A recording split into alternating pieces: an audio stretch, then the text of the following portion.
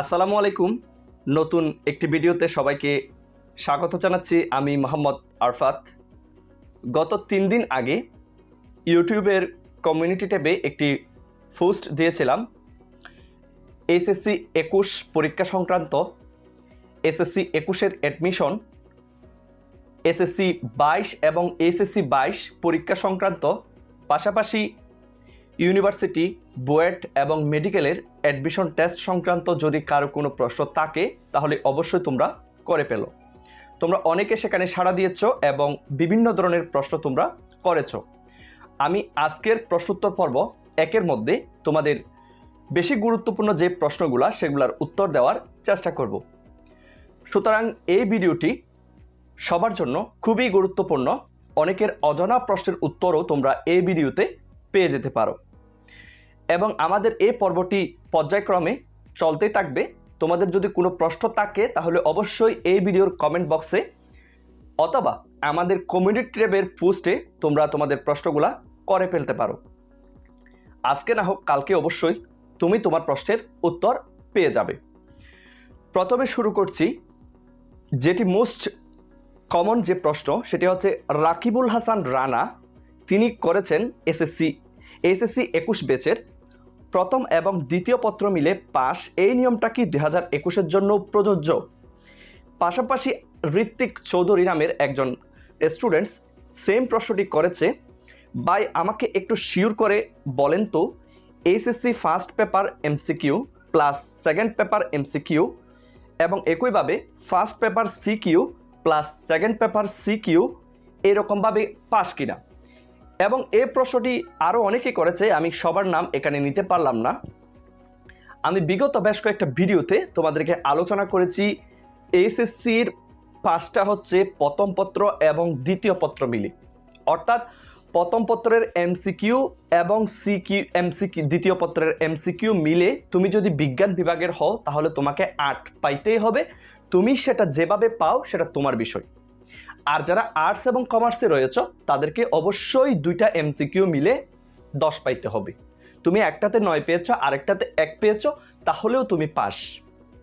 একইভাবে ফার্স্ট পেপারের সিকিউ এবং সেকেন্ড পেপারের সিকিউ এই 2টা মিলেই তুমি যদি বিজ্ঞান বিভাগের হও তাহলে তোমাকে 14-এর কাছাকাছি, যেটাকে আমরা 14 বলি, 14 পাইতেই হবে। তুমি সেটা যেভাবে পাও সেটা তোমার বিষয়। আর যারা আর্টস এবং কমার্সে রয়েছে তাদেরকে 2টা সিকিউ মিলেই 20 পাইতে হবে।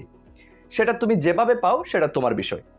আশা করি আমি বিষয়টা ভালোভাবে ক্লিয়ার করতে পেরেছি। এরপরে আরও একটি কমন যে প্রশ্নটি সেটি হচ্ছে তোমাদের 4th সাবজেক্ট ম্যাপিং নিয়ে অনেকে অনেক প্রশ্ন করেছে। এর মধ্যে ইয়াসমিন সুলতানা মজুমদার তিনি বলেছে এসএসসির 4th সাবজেক্ট কিভাবে ম্যাপিং হবে, আর্টস থেকে কমার্সে গ্রুপ চেঞ্জের ক্ষেত্রে জিপিএটা ক্যালকুলেট মানে কিভাবে হবে। পাশাপাশি একদিন টিভি বাংলা তিনিও একই প্রশ্নটি করেছে। আসসালামু আলাইকুম প্রিয় ভাই, একটা প্রশ্ন ছিল, ধরেন আমার এসএসসি 4th সাবজেক্ট উচ্চতর গণিত ছিল, কিন্তু এসএসসিতে ব্যবসা শাখায় 4th সাবজেক্ট অর্থনীতি দেওয়া আছে, এখানে কেমন করে ম্যাপিং করতে মানে করবে সেই জিনিসটা তিনি জানতে চেয়েছে। এবং পাশাপাশি অনেকে এই প্রশ্নটি করেছে তোমাদের গতবারের অর্থাৎ 2020 সালের এসএসসি পরীক্ষার যে 4th সাবজেক্ট ম্যাপিংটা ছিল সেটা হচ্ছে তুমি এসএসসির যে 4th সাবজেক্টটা ছিল এসএসসির 4th সাবজেক্টের সরাসরি 75% তারা নিয়েছে, পাশাপাশি বাকি 25%টা তারা নিয়েছে জেএসসি থেকে 2টা ম্যাথ প্লাস সায়েন্স অর্থাৎ গণিত এবং জেনারেল সায়েন্স 2টা মিলিয়ে সেখান থেকে তারা 25% নিয়ে সেভাবে তারা 4th সাবজেক্ট ম্যাপিংটা করেছিল। অনেকেই বলতে পারে এই বছর তো পরীক্ষা হয়েছে তাহলে কি সেম প্রসেসটা তারা ফলো করবে? এই বিষয়টা এখনো ক্লিয়ার নয়। তারা কি 75% বা 25% নিবে বা 60% বা 40% নিবে সেটাও ক্লিয়ার নয় এবং শিক্ষা মন্ত্রণালয় এখনো পর্যন্ত এই বিষয়টি ক্লিয়ার করে নাই। তো সুতরাং যেহেতু ক্লিয়ার করে নাই আমি অনুমানের ভিত্তিতে তোমাদেরকে কিছু বলতে পারবো না। তবে আমি লাস্ট একটা নিউজে দেখছিলাম সেখানে বলা হয়েছিল গত বছর 2020 সালে যে সিস্টেমে তারা সাবজেক্ট মেপিংটা করেছে, এইচএসসি 2021-এর ক্ষেত্রেও সেম প্রসেসটা তারা অবলম্বন করবে। সেক্ষেত্রে তারা যুক্তি দেখিয়েছে গত বছর সাবজেক্ট মেপিংটা করতে তাদের অনেকটা কঠোর পরিশ্রম করতে হয়েছে, সুতরাং তারা নতুনভাবে কোনো সিস্টেম এখানে চালু করতে চাইবে না। আর যারা গ্রুপ চেঞ্জ করেছো, অর্থাৎ আর্টস থেকে কমার্সে গেছো, বা মনে করো কমার্স থেকে আর্টসে গেছো, একইভাবে সায়েন্স থেকে যারা আর্টসে গেছো, তাদের যদি ফোর্থ সাবজেক্ট ইকোনমিক্স হয়, তাহলে সেক্ষেত্রে কী হবে? সেক্ষেত্রেও এই সেম প্রসেসটা তারা অবলম্বন করতে পারে। তবে আমি কিন্তু এ বিষয়ে একদম শিওর নয়। আমি আমার মতামতটা এখানে দিয়েছি। তুমি যদি এসএসসিতে বিজ্ঞান বিভাগের হয়ে থাকো, তোমার যদি ফোর্থ সাবজেক্ট উচ্চতর গণিত ছিল, তুমি এখন যদি কমার্স থেকে এইচএসসি পরীক্ষা দিয়ে থাকো, সেখানে যদি ইকোনমিক্স তোমার ফোর্থ সাবজেক্ট থাকে, তাহলে ওই উচ্চতর গণিত থেকে সর্বোচ্চ সংখ্যক পার্সেন্টেজটা তারা নিতে পারে। এরপরে আরও একটি বেশি কমন প্রশ্ন, সেটা দেখা যাচ্ছে আমাদের মাহিয়া ইসলাম মাহি, এই স্টুডেন্টসটি প্রশ্ন করেছে এইচএসসি পরীক্ষার রেজাল্ট দেওয়ার পর অনার্সে নাকি ডিগ্রিতে কোনটাতে বেশি সুবিধা ও ভালো হবে ভর্তি হলে। অর্থাৎ তিনি জানতে চেয়েছে এইচএসসি রেজাল্টের পরে সে অনার্সে ভর্তি হবে নাকি ডিগ্রিতে ভর্তি হবে। এখন আমি তোমাদেরকে একটি প্রশ্ন করি, মনে করো তোমার গায়ে জ্বর বা কোনো একটা অসুখ তোমার হয়েছে, তোমাকে প্রথম প্রশ্নটি করব, তুমি কোন ডাক্তারের কাছে যাবে? তোমার বাড়ির পাশে একজন হাতুড়ের চিকিৎসক আছে, যেটাকে আমরা পল্লী ডাক্তার বলি, পাশাপাশি মনে করো একটু মফস্বল এরিয়াতে মধ্যে একটা এমবিবিএস ডাক্তার আছে, তুমি কার কাছে যাবে? আমি এখানে কাউকে ছোট করছি না। বুয়েটের ইঞ্জিনিয়ারিং বলো বা ইঞ্জিনিয়ারিং সেক্টর বলো, মেডিকেল সেক্টর বলো, অনার্স বলো, ডিগ্রি বলো, সবগুলা প্রায় সমমানের সেক্টর। আমি এখানে কোনো সেক্টরকে কাউকে প্রাধান্য দিচ্ছি বা কাউকে ছোট করছি না। তোমাকে প্রশ্ন যেটা করেছি সেটা হচ্ছে তুমি তোমার বাড়ির পাশের পল্লী ডাক্তারের কাছে যাবে নাকি এমবিবিএস ডাক্তারের কাছে যাবে?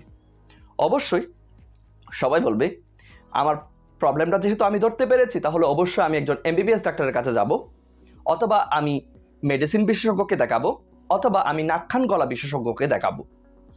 সবার প্রথম সোর্সটি কিন্তু ওইটাই থাকে। তো এখানে হচ্ছে মেইন ফ্যাক্টটি, অনার্স যে কোনো বিষয়ে যদি তুমি অনার্স করো সেটাকে আমরা এমবিবিএসের সাথে তুলনা করি, আর যেটাকে ডিগ্রি বলো সেটাকে আমরা হাতুড়ে চিকিৎসকের সাথে তুলনা করি। তার মানে আমি এখানে কাউকে ছোট করছি না। তোমার জিপিএ যদি ভালো থাকে, তুমি যদি অনার্সে চান্স পাও, তাহলে অবশ্যই তুমি অনার্সে পড়ো, আর তোমার জিপিএ যদি কম থাকে তুমি ডিগ্রিতে ভর্তি হও। দেখো, সবার ইচ্ছেই থাকে সে বুয়েটে পড়বে, কিন্তু সবাই তো আর বুয়েটে চান্স পায় না। কারো ইচ্ছে থাকে সে মেডিকেলে পড়বে, কিন্তু সবাই তো আর মেডিকেলে চান্স পায় না। তাহলে সেক্ষেত্রে তার কি করতে হবে? একইভাবে এই সিঁড়ির ধাপগুলা পর্যায়ক্রমিকভাবে, তুমি যদি প্রথম ধাপটা অর্জন করতে না পারো, তাহলে তুমি সেকেন্ড স্টেপে ডাউন করো। এরপরে তুমি যদি সেকেন্ড স্টেপটাতেও চান্স না পাও, থার্ড স্টেপে তুমি ডাউন করো, এভাবেই। এরপরে আরেকটি প্রশ্ন, সেটা হচ্ছে 2021 সালে বুয়েটের সার্কুলার কিরূপ হওয়ার সম্ভাবনা আছে? মেহেদি হাসান এই বাইটি এই প্রশ্নটি করেছে। তিনি অবশ্যই একটি গুরুত্বপূর্ণ প্রশ্ন করেছে। 2020 সালে বুয়েটের যে সার্কুলারটি ছিল সেটি হচ্ছে, গত বছর যেহেতু পরীক্ষা হয় নাই, এসএসসির 3টা বিষয়ে অবশ্যই A+ থাকতে হবে, ফিজিক্স, কেমিস্ট্রি এবং হায়ার ম্যাথ, এবং পাশাপাশি সেক্ষেত্রেও কিছু বাধা নিয়ম ছিল। ওই 3টা বিষয়ে 300 নাম্বারের মধ্যে অবশ্যই 270 থেকে প্লাস তোমার মার্ক থাকতে হবে, তাহলে তুমি বুয়েট অ্যাডমিশন টেস্টের জন্য আবেদন করতে পারবে। যেহেতু এই বছর পরীক্ষা হয়েছে, আমার ধারণা মতে বা এখনো পর্যন্ত এই ব্যাপারে বুয়েট কর্তৃপক্ষ কোনো নোটিশ জারি করে নাই, তবে আমার ব্যক্তিগত মতামত বা পূর্ব অভিজ্ঞতা থেকে বলতেছি, তোমাদের এসএসসিতে যেহেতু এবার 3 বিষয়ে পরীক্ষা হয়েছে, 3 বিষয়ে পরীক্ষা হওয়ার ক্ষেত্রে তোমাদের টোটাল পরীক্ষা হয়েছে 6টি পত্রের। এই 6টি পত্রের মধ্যে অ্যাটলিস্ট তোমার 600 নাম্বারের মধ্যে 480 প্লাস তোমার নাম্বার থাকতে হবে। এর আগে এরকম একটা নোটিশ ছিল, হয়তোবা এবারে সেটা আরেকটু বৃদ্ধি পেয়ে 490 প্লাস বা 500 কাছাকাছি হতে পারে। তবে তোমার ফিজিক্স, কেমিস্ট্রি এবং ম্যাথ এই 3টা সাবজেক্টে অবশ্যই তোমার জিপিএ 5 থাকা লাগবেই। অথবা তারা এমনও করতে পারে এই 3টা বিষয়ে তোমার পার্সেন্টেজের ভিত্তিতে 75% নাম্বার থাকতে হবে। 480 ধরলে সেক্ষেত্রে হয় 80 নাম্বার, অর্থাৎ শতকরা 80%। অর্থাৎ এই ধরনের একটি বাধা নিয়ম তারা ধরে দিতেই পারে। এরপরে আমরা জানি বুয়েটে অ্যাডমিশনের জন্য অবশ্যই তোমরা জানো 2টা সিস্টেম তারা ফলো করে। আমি এর আগে একটি ভিডিওতে তোমাদের আলোচনা করেছি। টার্গেট যাদের বুয়েট বহু নির্বাচনের জন্য, যেটা এমসিকিউ কোয়েশন, সেখানে 100টি প্রশ্ন করা হয়, ফিজিক্স কেমিস্ট্রি থেকে 33টি করে আর হায়ার ম্যাথে 34টি করে। এরপরে তোমাদের রিটার্ন টেস্টের জন্য সবার ক্ষেত্রে 400 মার্কসের পরীক্ষা হয়, তবে যারা আর্কিটেকচারে রয়েছে তাদের 200 মার্কসের পরীক্ষা হয়। এরপরে দেন মৌখিক। এভাবেই তাদের কার্যক্রমটি চলতে থাকবে। এবার আমরা পরবর্তী প্রশ্ন যাব। রূপসান হোসাইন মাহি এই বাইটি প্রশ্ন করেছে, মেডিকেল এক্সাম কি শর্ট সিলেবাস ফলো করবে? তোমাদের যেদিন এইচএসসি পরীক্ষা শেষ হয়েছে 2021 সালে, সেই দিনই ডাক্তার দীপুমণি তিনি একটি মতামত উপস্থাপন করেছেন। সেটি হচ্ছে, যেহেতু তোমরা শর্ট সিলেবাসের উপর পরীক্ষা দিয়েছ, সেহেতু তোমাদের অ্যাডমিশনের পরীক্ষাগুলো যাতে শর্ট সিলেবাসের উপর হয় সেই ব্যাপারে তিনি পক্ষে যুক্তি উপস্থাপন করেছিলেন। এবং সেই বিষয়ে তিনি সকল কর্তৃপক্ষের সাথে কথা বলবেন। বুয়েট কর্তৃপক্ষ, মেডিকেল কর্তৃপক্ষ থেকে শুরু করে ইউনিভার্সিটির সকল কর্তৃপক্ষের সাথে তিনি কথা বলবেন। এখন পর্যন্ত সর্বশেষ নিউজ অনুসারে সবাই সাড়া প্রদান করেছে, তবে এখনো পর্যন্ত এই বিষয়টি একদম ক্লিয়ার নয়। আমার জানা মতো আমি এখনো পর্যন্ত লিগ্যাল নোটিশ পাই নাই একদম শিওরভাবে শর্ট সিলেবাসের উপর পরীক্ষাগুলো হবে। তারপরও তোমরা যারা কোচিং করছো, তোমাদেরকে অনুরোধ করব তোমাদের ভাইদের কাছ থেকে তোমরা প্রতিনিয়ত এই বিষয়ে জেনে নিতে পারো।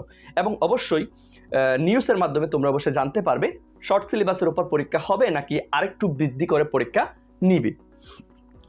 এরপরে আমাদের আরেকটি কমন প্রশ্ন, সেটি হচ্ছে একে খান বাইটি বলেছে, এমসিকিউতে যদি সেট কোড না লিখি তাহলে কি এমসিকিউ পেপার বাতিল হবে? সেম একই প্রশ্নটি এখানে অনেকে করেছে।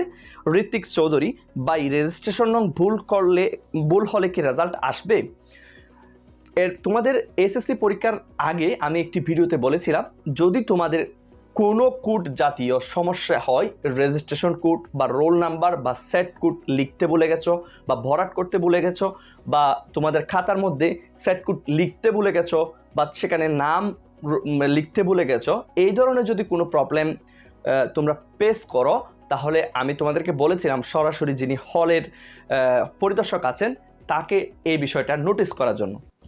এক্ষেত্রে তারা কি করে, তারা এক্ষেত্রে তোমার রোল নাম্বারটা নোট করে রাখে, পরবর্তীতে বোর্ডের কাছে এই বিষয়টা তারা প্রেরণ করে। যদি তুমি তোমার ভুলটা হল পরিদর্শকে যিনি ছিলেন তার সাথে শেয়ার করে থাকো, তাহলে অবশ্যই তোমার রেজাল্টটি আসবে। আর যদি তুমি একদম চুপচাপ থাকো, তাহলে সেক্ষেত্রে কিছুই করার নাই। আবার অনেকে বলে খাতার মেন খাতাতে অনেক সময় বিষয়ের নাম লিখতে হয়, সেখানে বিষয়কোড লিখতে হয় ইত্যাদি ইত্যাদি। তো অনেকে সেখানে না লিখলে কি হবে? দেখো, এই বিষয়টি আমি কোনো বোর্ডের কর্মকর্তা নয় যে আমি কিভাবে এই বিষয়টা তারা ধরবে।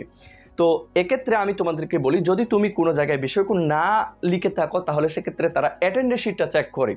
অ্যাটেন্ডেন্স শিটের মধ্যে তুমি যদি সিগনেচার করে থাকো, বিষয়কোড ঠিকমতো লিখে থাকো, বিষয়ের নাম ঠিকমতো লিখে থাকো, তাহলে অবশ্যই তোমার রেজাল্টটা আসার কথা।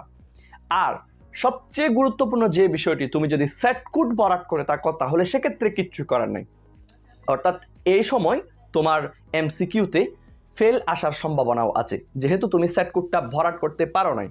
আবার অনেকেই মনে করো সেট কোডটা লিখেছে কিন্তু ভরাট করতে বলে গেছে। এক্ষেত্রে যিনি হল পরিদর্শক তিনি যখন সিগনেচার করেন, সিগনেচার করার সময় তার এই সবগুলো কিন্তু চেক করতে হয়। ওই চেক করার সময় যদি দেখে তুমি ভরাট করো নাই, তাহলে অবশ্যই তিনি হয়তো বা নিজ দায়িত্বে ভরাট করে দিবে। এই ধরনের একটি প্রশ্ন হতে পারে। তো এবার আমি লাস্ট একটি কমন বিষয় নিয়ে তোমাদের আলোচনা করি, সেটি হচ্ছে এইচএসসি 2021-এ নয়, এটা এইচএসসি এর গ্রেডিং সিস্টেম থেকেই হয়ে আসতেছে।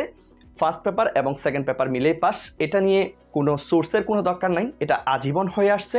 আমাদের সময়ও ছিল, এখনও আছে এবং ভবিষ্যতেও থাকবে। অনেকেই বলে তোমাদের রুটিনের 6 নাম্বার বা 7 নাম্বার নির্দেশনার কথা আমাকে বলে। এখানে তোমরা বুঝতে একটু ভুল করো।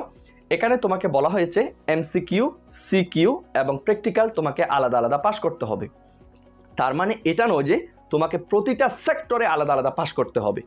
অর্থাৎ ফার্স্ট পেপারের এমসিকিউতে আলাদা, একইভাবে সেকেন্ড পেপারের এমসিকিউতে আলাদা, এভাবে তারা বলে নাই। যদি তারা নতুন সিস্টেম তারা চালু করতো তাহলে অবশ্যই তারা সেখানে উল্লেখ করে দিত তোমাকে প্রতিটা সেক্টরে আলাদা আলাদা পাস হতে হবে। যেহেতু তারা বলে দেয় নাই, তাহলে অবশ্যই পূর্বের সিস্টেমটা তারা বজায় রাখবে। আর তাছাড়া তোমার দুইটা পেপার মিলে যেহেতু জিপিএটা নির্ধারণ করা হয়, তাহলে অবশ্যই দুইটা পেপার মিলে 5টা হবে। সেটা তোমরা কেন বুঝতেছো না? একদম সহজ বিষয়। তুমি 2 পেপার মিলে পাস হলেই পাস, আর যদি 2 পেপার মিলে তুমি যদি পাস মার্কটা অর্জন করতে না পারো তাহলে সেক্ষেত্রে তুমি ফেল। আমি বেশ কিছু প্রশ্নের উত্তর তোমাদেরকে দেওয়ার চেষ্টা করেছি। যদি কারো প্রশ্ন থেকে থাকে তাহলে অবশ্যই এই ভিডিওর কমেন্ট বক্সে তোমরা জানাবা। পাশাপাশি কমিউনিটি ট্যাবে আমরা প্রতিনিয়ত পোস্ট দিতে থাকবো, সেখানেও তোমরা তোমাদের প্রশ্নগুলা জানাতে পারো। ভালো থাকবা, সুস্থ থাকবা। ধন্যবাদ। খুদা হাফেজ।